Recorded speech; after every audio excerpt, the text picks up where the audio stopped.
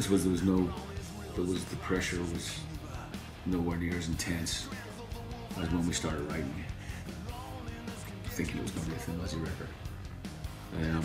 That brought with it an intense pressure, a lot of demons isn't the word I want to use, but it was difficult.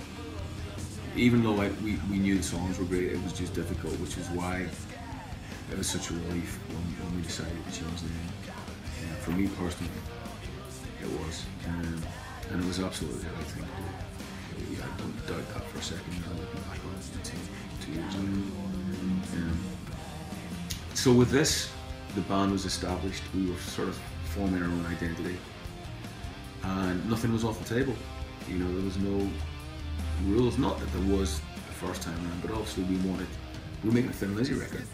So we wanted it to sound like Thin Lizzy. We'll always sound like Thin Lizzy. We'll always have that element in what we do because we've got Scott in the band, and because we were all part of, you know, albeit a small part of the Thin Lizzy legacy. That's something that we'll never leave. But we can go down any road we want to now. And I felt that we couldn't have done that when we were making that Lizzy record, which would have been the first Lizzy record in 30 years. And yada yada yada. So it's just a complete sense of freedom. I don't feel that I have to carry the weight of you know, trying to live up to Phil. Let's be honest.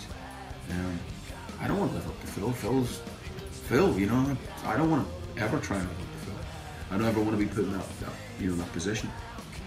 And I probably was, if that's what we'd gone ahead and done the Thin Lizzy record, I would have been put in that position. And looking back on it now, it's like horrendous. I mean, you know, that's just dumb. We absolutely changed the name.